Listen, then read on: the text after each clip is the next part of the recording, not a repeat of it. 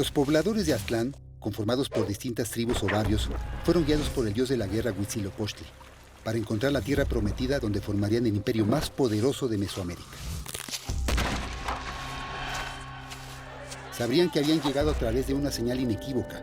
Verían un águila devorando a una serpiente sobre un opal y ahí deberían establecerse.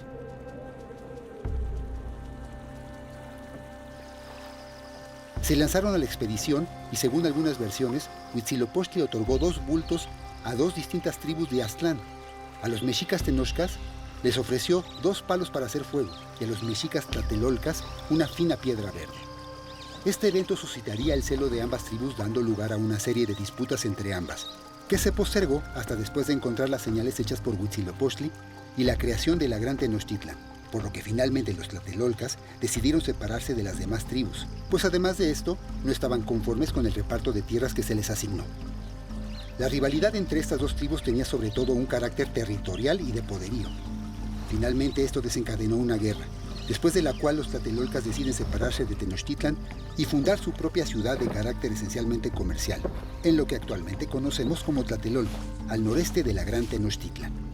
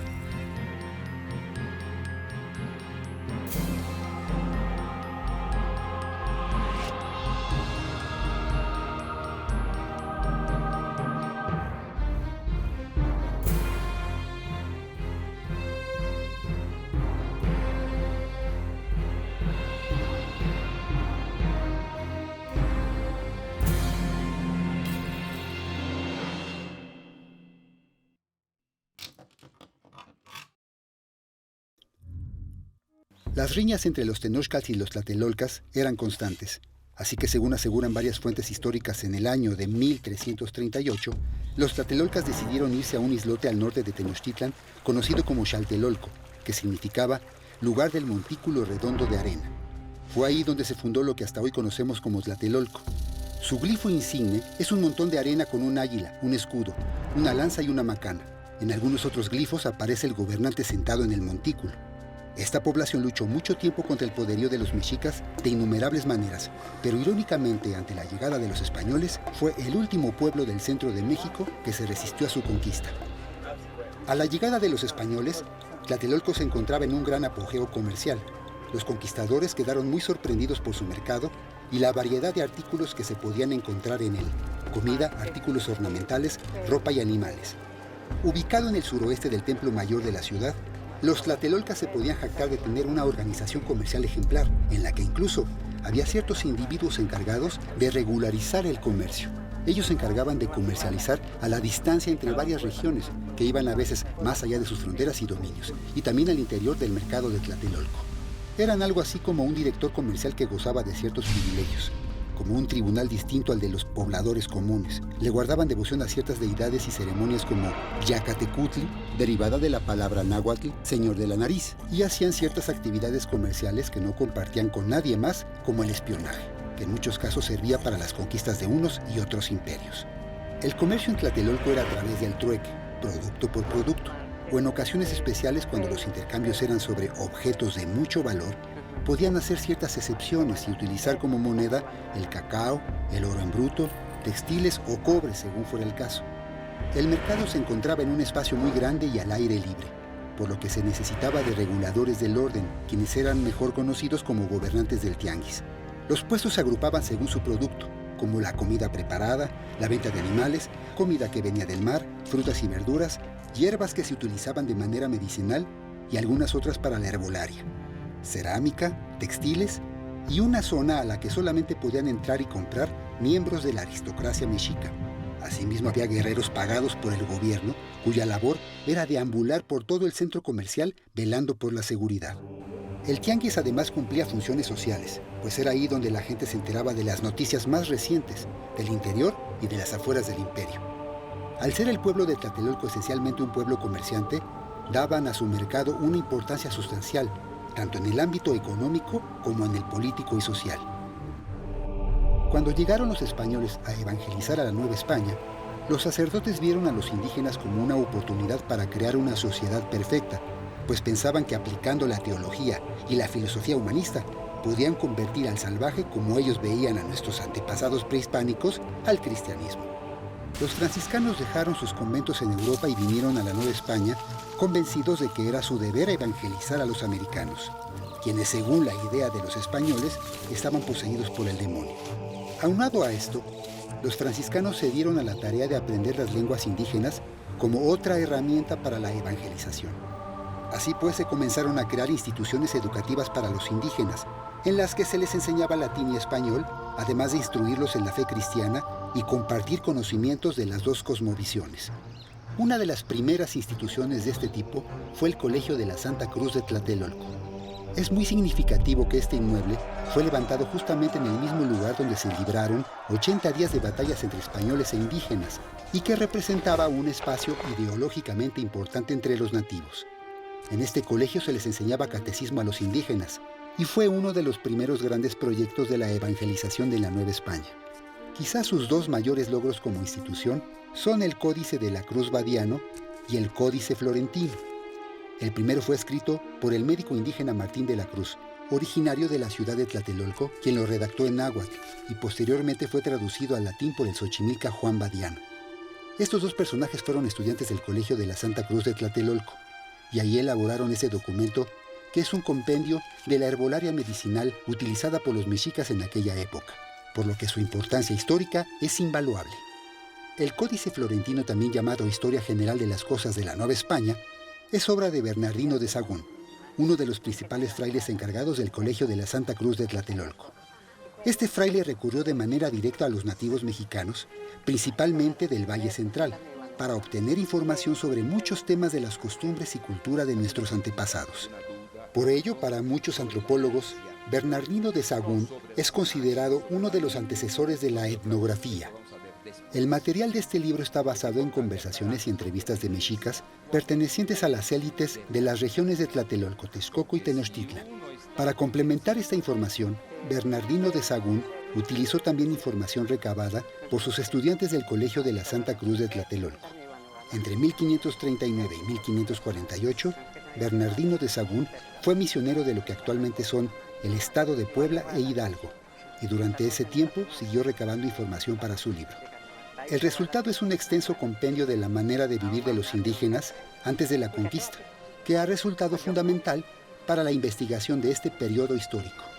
Actualmente el manuscrito se encuentra en la Biblioteca Medicea Laurenciana de Florencia, Italia, y es por esta razón que se le conoce como Códice Florentino. Se dice que el proyecto del Colegio de la Santa Cruz de Tlatelolco decayó poco a poco por desinterés y falta de presupuesto. Durante el siglo XIX, este inmueble funcionó como prisión militar. Actualmente funciona como el archivo histórico de la Secretaría de Relaciones Exteriores. La iglesia de Santiago Apóstol fue levantada en 1521 antes que el Colegio de la Santa Cruz. Fue construida con las piedras del Templo Mayor de Tenochtitlan y también por los mismos indígenas conquistados. Se dice que en su pila bautismal fue bautizado Juan Diego, el célebre indígena protagonista del milagro del Tepeyac.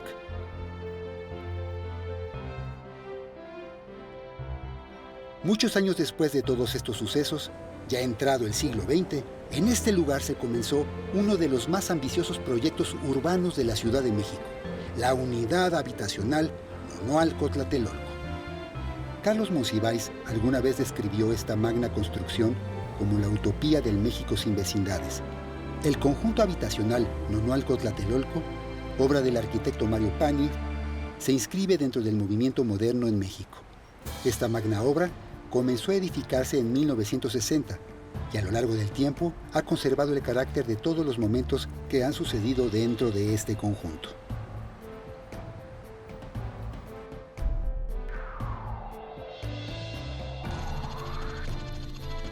Esta unidad habitacional está dividida en 3 secciones y contenida por algunos de los ejes viales más importantes de la ciudad: Insurgentes Norte, Eje Central y Paseo de la Reforma. Aunque originalmente se proyectó un plan de mayor alcance, al final solo estas secciones se llevaron a cabo. Mario Pani fue un arquitecto fundamental para la ciudad, que vio antes que muchos la importancia de construcciones funcionalistas que pudieran integrarse a una ciudad en constante desarrollo. Es por esto que el plan original de este proyecto era resolver lo que Pani llamaba Herradura de Tugurios, una zona periférica de la ciudad donde se habían instalado varias viviendas irregulares de trabajadores en lo que eran tierras del sindicato del ferrocarril. La intención era optimizar y rescatar la zona, planteando un nuevo modo de vida en la que se creara una ciudad dentro de otra, con una importante parte del plan pensada para acoger a los habitantes desplazados a partir de la realización del proyecto. Igual que en modelos de unidades habitacionales propuestos por importantes arquitectos alrededor del mundo como Le Corbusier, la idea de Pani era articular la zona para que funcionara como un organismo independiente y autosuficiente en sí mismo, a partir de la posibilidad de múltiples usos que ofrecían las edificaciones. 102 edificios en los que habrá 11.916 departamentos destinados a 70.000 condóminos.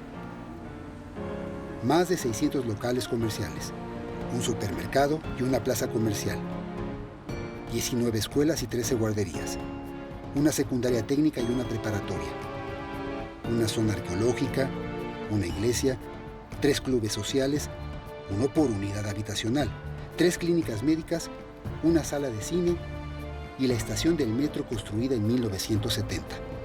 Cada una de las secciones que integran el conjunto tienen un carácter único. Desde su concepción y hasta la fecha, los tipos de vivienda que ahí se instalaron han determinado la forma de vivirlas. Unidad Habitacional 1, La Independencia, delimitada por las avenidas Insurgentes Norte y Guerrero, la única unidad que se construyó conforme al plan original de estudio socioeconómico para la vivienda.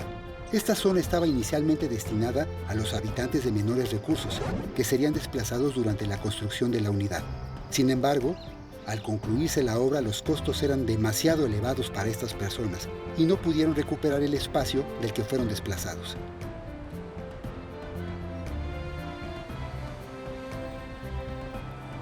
Esta primera unidad cuenta con 28 edificios que se encuentran ubicados al pie de la torre insignia. Dicha construcción sigue siendo el emblema de la unidad. Cuenta con una sorprendente y llamativa composición en forma de pico, además de contar con 43 campanas de varios tamaños. La más grande de ellas fue donada por el gobierno de Bélgica para conmemorar los 150 años de la independencia de México. Sus fachadas están cubiertas por vidrio y mosaico. En la parte alta exterior destaca el mural abstracto del pintor Carlos Mérida, que semeja a la figura de un águila en descenso. Unidad Habitacional 2, La Reforma, delimitada por Guerrero y eje central Lázaro Cárdenas. Esta unidad está constituida por 36 edificios con departamentos de lujo, pensados para las clases más acomodadas. Unidad Habitacional 3, La República, delimitada por eje central y Paseo de la Reforma. Esta sección tuvo que ser rediseñada del plan original para poder conservar los vestigios y recintos históricos y para albergar los edificios de mayor categoría. Una de las características que inunda de identidad esta sección es la Plaza de las Tres Culturas, espacio emblemático de la Ciudad de México en el que convergen 3 momentos históricos representados por 3 espacios arquitectónicos. Además, esta sección cuenta con el segundo edificio más alto del conjunto, la Torre Tlatelolco, diseñada y construida en 1966 por el arquitecto Pedro Ramírez Vázquez. Las 3 secciones están unidas por corredores, jardineras y pasillos pensados para la vida peatonal. Pani hizo un muy buen trabajo al dar su lugar a la vida de calle, evitando los cruces peatonales e intercambiándolos por pasos a desnivel. Además, la manera en la que dispuso los locales comerciales al pie de las edificaciones más altas se hizo pensando en un nuevo tipo de convivencia vecinal. Este moderno conjunto conserva algo del espíritu prehispánico del pueblo de Tlatelolco, donde la gente conversa por sus espacios de manera armónica, como una vez lo hicieron nuestros antepasados en el mercado más grande de Mesoamérica. En 1985, la Ciudad de México vivió una de sus peores catástrofes naturales. El temblor de 8.1 grados Richter derrumbó algunos edificios del conjunto habitacional y dejó cuarteados otros que tuvieron que ser demolidos posteriormente.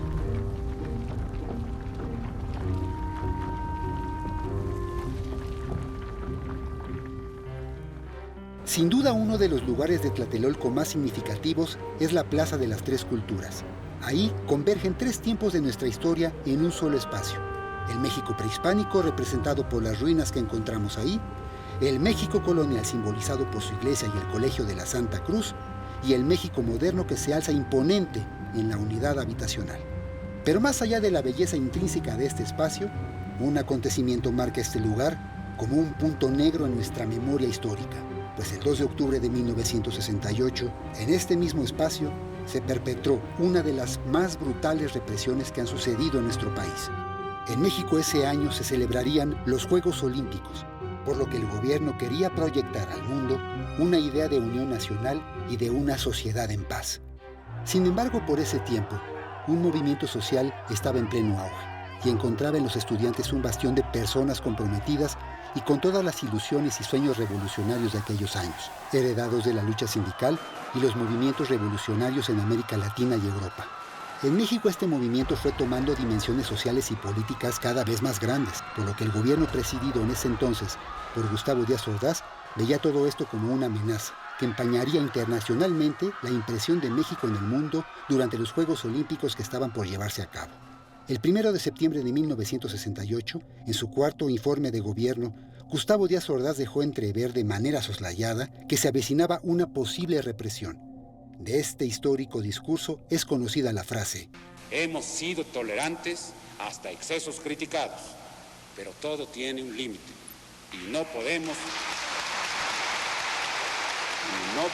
permitir ya que se siga quebrantando irremisiblemente el orden jurídico como a los ojos de todo mundo ha venido sucediendo. El 2 de octubre tuvo lugar un mitin en la Plaza de las Tres Culturas, al que acudieron no solo estudiantes, sino también familias completas y vendedores ambulantes. El mitin continúa hasta que a las 6:10 de la tarde, el estudiante Vega dice por un micrófono que se cancelará la marcha al casco de Santo Tomás para evitar enfrentamientos con las autoridades. Paralelamente, el ejército rodea la Plaza de las Tres Culturas.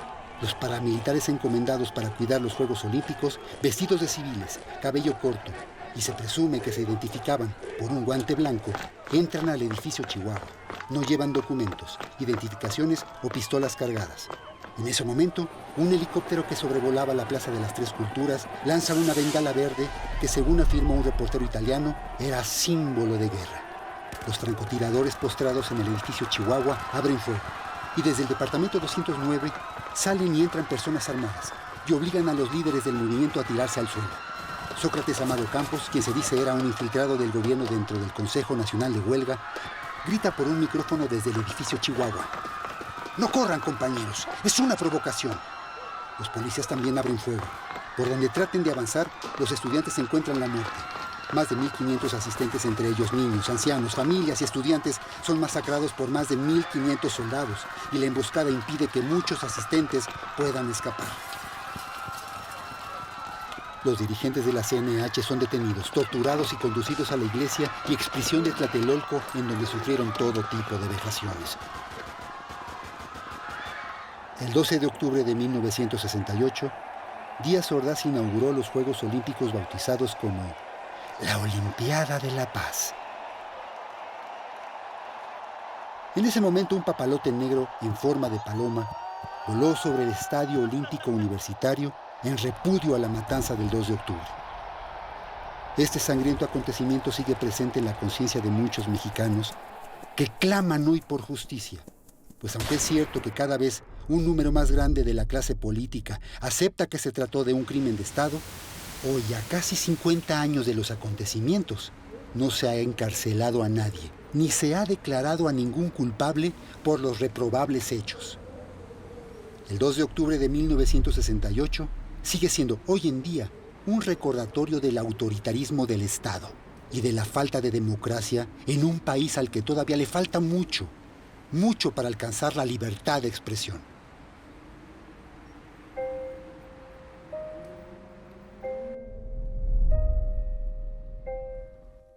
El Centro Cultural Universitario Tlatelolco, un complejo multidisciplinario dedicado a la investigación y el estudio, se encuentra ubicado al norte de la ciudad y pertenece a la UNAM. En este edificio se encontró la Secretaría de Relaciones Exteriores hasta el año 2005. Este edificio fue creado también como parte del conjunto Nonoalco Tlatelolco y diseñado por Pedro Ramírez Vázquez, el mismo arquitecto de la Basílica de Guadalupe. Fue inaugurado como Centro Cultural Universitario el día 22 de octubre de 2007 por el entonces rector Juan Ramón de la Fuente, quien fue acompañado por vecinos del lugar, intelectuales y líderes estudiantiles que participaron en el movimiento del 68. El recinto cuenta con 3 colecciones permanentes. Una de arte prehispánico, donada por la familia Stavenhagen, quienes llegaron a México en 1940 y con el paso de los años fueron haciéndose de una colección de arte prehispánico de más de 2.200 piezas.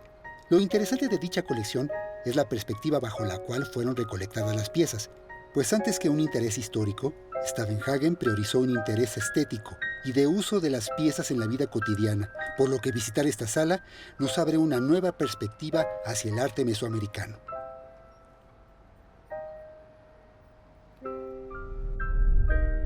Otra de las colecciones la integra el Museo de Sitio, formado por piezas prehispánicas encontradas a lo largo de los años en Tlatelolco.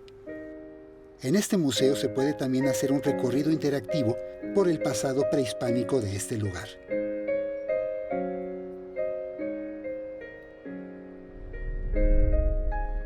Finalmente encontramos el Memorial del 68, que pretende ante todo generar en el visitante una reflexión sobre los hechos vividos en el verano de 1968 como recurso para preservar la memoria histórica crítica y evitar que sucesos así vuelvan a ocurrir.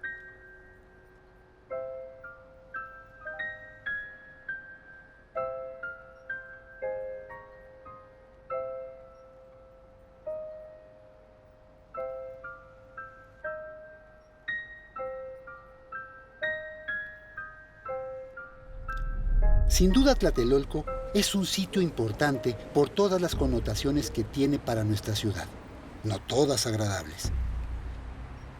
En este sitio todavía hoy en día se esconden murmullos de dolor e indignación.